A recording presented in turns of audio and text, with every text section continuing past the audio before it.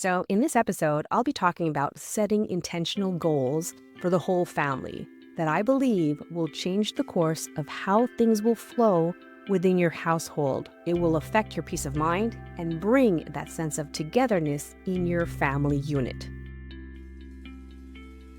Parenthood is challenging enough as it is, and getting organized sounds easier said than done. Now, combine these two together, and it's truly a balancing act that many of us struggle with day in, day out. If you're here, it's because you want to know how to get your life and home more organized and structured where the kids are involved too, so that parent life is a little easier and you can focus on what truly matters. Hey there, I'm Dianne Jimenez, owner and founder of One Tidy Place. I created this podcast because I know parents have their hands full. I know this because I have 3 kids of my own. Each week, we'll talk about all things organizing, teaching kids life skills, and contributing to the home, being on the same page with your partner, and raising your kids together while you tidy up, go out for a walk, or just need some real talk. I'm here for you. Thank you for tuning in. Are you ready? Let's do this. In my last episode, I talked about resetting our personal routines and infusing it into our schedule so that we're not stumped by overwhelm or fall off the path after a week or two. So it got me thinking, everyone sets goals for themselves at this time of year. Whether they follow through with them or not is another story. Unless you follow the steps I laid out for you the other week, then you should be good to go, right? Now, if you've been a follower of my content, you know I don't just talk about our own parent stuff, right? The other part and the reason why we're parents is because we have kids. So in this episode, I'll be talking about setting intentional goals for the whole family. More specifically, being really intentional about this one thing that I believe will change the course of how things will flow within your household. It will affect your peace of mind and bring that sense of togetherness in your family unit. Sounds good? Great. But first, welcome to another episode of the Organized-ish Parent Podcast. I'm your host, Dianne Jimenez. I help parents like you reclaim your time by getting organized and empowering the kids to help out too. Thank you so much for being here. Let's get to it. Okay, so back to setting that one goal for the whole family that will change the course of how things will flow in your home. How doing this one thing will help your mental load and bring everyone together and on the same page. All right, let me paint a picture for you. Oftentimes, with the busyness of life, homework, housework, work, activities, play dates, competitions, projects, family events, social life, it always feels so rushed for weeks on end. And during these rushed times, as parents, we're basically just trying to survive week by week. Every so often, things get forgotten, whether it's an assignment, a form to hand in, or your turn to supply snacks for the team, or things get left to the wayside like housework. So it's not uncommon for the house to look untidy when we're in the thick of it. It's also not uncommon to stay up later at night or wake up before everyone else to reset the various spaces, bake a dozen cookies for the next day, or get some light reading when your body just wants to sleep. Before you know it, the day starts and you're repeating the same pattern day after day, more often than you can count, and waiting for a break from it all, just to catch your breath and get some R&R for your brain. There's a lot going on up there on top of childcare. From handling returns to sending out emails to meeting with teachers, birthdays and parties and booking appointments, from organizing playdates and noticing holes in most, if not all, of your kids' jogging pants to discovering old snacks at the bottom of their school bag. All while trying to maintain our own personal goals in the mix. It's crazy. So if you feel a little bit or a tiny bit stressed, that's okay. You're not alone. In fact, let's do less of that, being and feeling like we're alone running this ship, because really, you're not, and intentionally including everyone else. How? By checking in as a group. This way, it's all out there in one go. Now, you might be thinking, but Dianne, I already do this on the go. When I see my kid or my spouse, I talk to them about whatever I need or ask them how their day went. I hear you, and I do the same thing too. And I don't know about you, but more often than not, I'll get 1 or 2 word answers from my kids whenever I asked, "How was your day?" I don't know. My kids were chatterboxes as toddlers, and now it's zip. Unless it's time to go to bed, then they're about talking about the meaning of life. So, there are a number of reasons why checking in as a group is a good idea if you've thought about doing this but never got around to doing it, or if you occasionally do this, but it often gets left to the wayside. I'm like this too, so you're not alone. If you're thinking it, yeah, I'm laying this out for me too. So, Onig, when you're listening to this episode, it's part of the family goals I want to instill this year, okay? Friends will let you know all how it goes in the next few months, all right? Now, remember how I just mentioned that on the go conversation about us asking our kids or our spouse about their day or telling them what we need from them? Well, another reason why we should check in as a group is that it's an opportunity, albeit a teaching opportunity too, for a sneak peek into what's going on in our world, what's going on with us, what's on our plate, etc. This type of stuff usually is between the parents, but I also think it's kind of good for the kids to be exposed to this stuff too. Not to scare them or overwhelm them, but essentially grow their awareness that, and I'm going to use moms here because I'm a mom, but that mom has a lot going on too, so that you, the kids, can get to your activities on time, have snacks ready for you, and have the clothes that you need when you need them, etc. Now, be mindful too and read the room because depending on your kids, they might not be ready for all that information, especially on the first few group check-ins. Ease in it little by little. Okay, so let's keep going. What I'm getting at with all of this is to encourage you to have an actual sit-down conversation where everyone is there, calm and attentive, and no one is rushing to get to the next activity in the next 5 minutes. Ideally, this would be around the dinner table or breakfast table. Whatever it is, but it's essentially that everyone is together. Look, I get it. Sometimes one parent has to work or has other commitments in the evenings.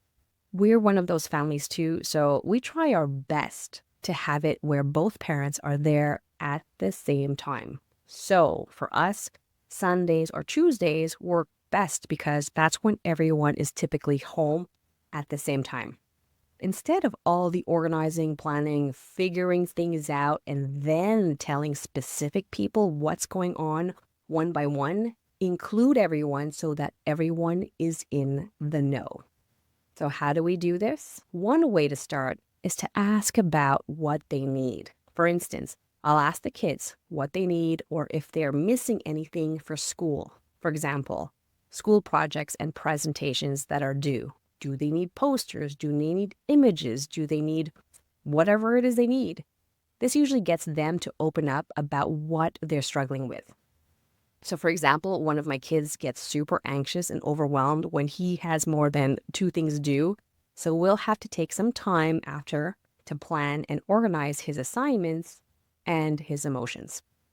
Another example is sometimes they don't fully understand the concept of their assignments or are struggling to get their idea across. So just by asking one thing can open up so many other conversations for you.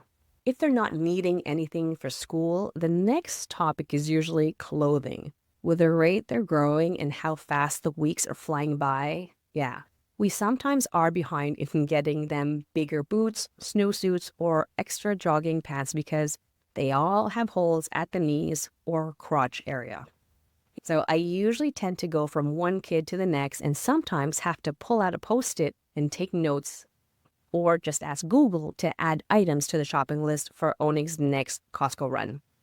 So speaking of needs, this is also the perfect time to let them know of the things that you need, right? Checking in as a group is all about getting everyone on the same page, and that, my friend, includes you. So why not let them know all the things you need from them? For example, reminding them of household tasks that need to get done or that it's been lagging, asking for help with folding, It's a great time to also remind them that they need to empty their lunch bags and put them back in their spot every single day after school. A big one we're working on is being consistent about tidying up the living room after spending some time there so laundry can be folded at night, or that Onig and I can enjoy the space too after they go to bed. This is also a good time if your kids are old enough and capable. You can assign them a task or two depending on your kids' abilities, like what they need to have ready or to do before their next activity. For instance, ask them to do the writing portion of their homework before practice, and they can do the reading portion while they're waiting at the ice rink or for their turn in the shower at night. A last example is clearing out the kitchen table every night so there's space to do homework right after school the next day. I know you have a list of things to do, so be specific and clear on your requests, okay? I've read and have also tested this out with not just my kids, but with other kids too, that if you tell them why in a way that's concise and logical, they're far more likely to help out for the bigger cause. Okay, so let's move on. Another strategy to get everyone in the know, but also help with your mental load, getting everyone on the same page and bringing the family closer, is to ask everyone to describe their week in at least 2 words and then following up with these words. Why is that? You'll be surprised on the answers that you will get, and keep asking this until you have a full description of their week, or they say more than "I don't know," or that everything has gone off topic. You decide when to stop, but keep asking if you're not getting things out of them. Again, don't forget about you. Include how your week was. This is where growing their awareness comes in. Teaching kids is also giving them some insight of what parent life is like. We have feelings too. We have things we have to put on hold so that the kids can experience X, Y, Z. We also have moments of joy and pride that don't always include or involve being a mom either. So they need to see and hear that too. You have so many more facets about you that make you uniquely you, and it's beautiful. Okay, so now that you got the 411 of the past week or so done, the final step is to give a run through or the what's coming up in the next week or two, max. I say max too because after that, it's too far off. So let's focus on the present, okay? So this run through entails their activities, games, meetings, play dates, pickup times, forms to hand in, etc. Anything that's happening in the next week or so for all members around the table, it's important to let it out now. This is huge in planting those seeds of awareness or building upon it if your kids are tuned in to the goings-on of the household. Goings-on, going on, whatever's going on in the household and your kids are in tune to that, this is good to do.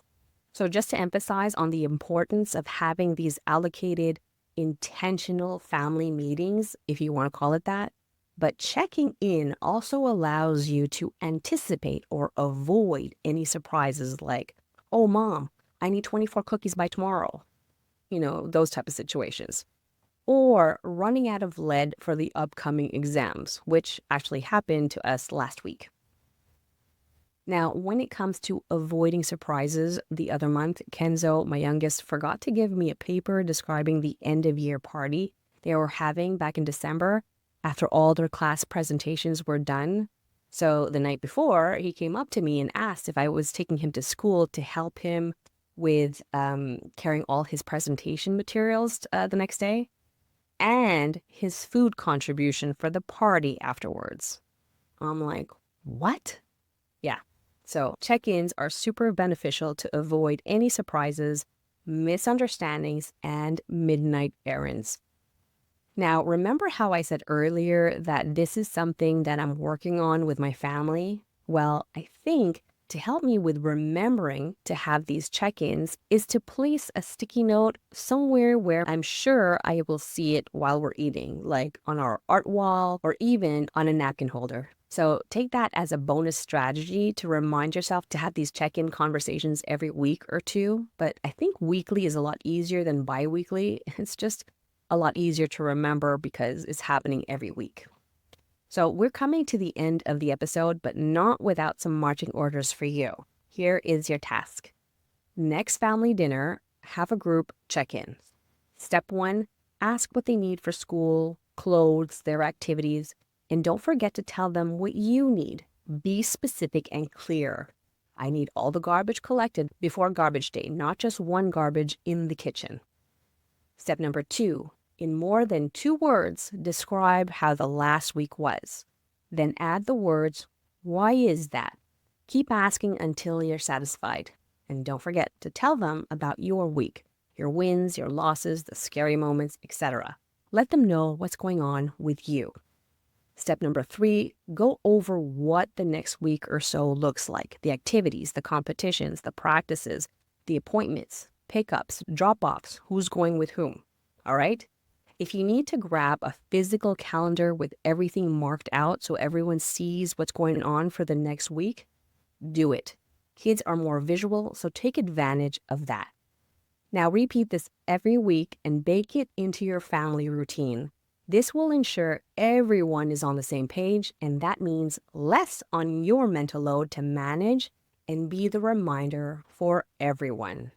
Now, if your kids are younger, you can still do this with less emphasis on the tasks, but encouraging conversation and listening to one another. This is a great habit to instill. Years from now, they'll be in the habit of checking in and including you in their thoughts and plans. How cool is that? So remember, it starts with you, and being consistent about it will make all the difference month after month, year after year. Okay, I feel I've been going on and on about this, but the point is for you to feel less alone in this whole journey and have this heavy mental weight up here. I also want to point out that this isn't to dump everything on others, complain, or to pass the buck. No, I know that's not your intention at all. But my hope is that it creates awareness with the people around you who need and love you the most. So them being aware of all that you do, have to think about, prepare for, in turn grows their awareness and hopefully gets them to look outside of their own bubble. It might not be an instant thought, but as they grow and these check-ins become part of your household's natural routine, these conversations will stick. Their thoughts will turn into compassion, understanding, openness, patience, and eventually take action by helping and contributing to the home. So the more you do this, the more you get to that point, right? It'll take some time, maybe even sooner than you think, but having these open forum type discussions will certainly promote communication, conversation, and connection, especially in a supportive environment. All right, my friend, I hope you got some great takeaways from today's episode, and I hope you apply them at home with your family.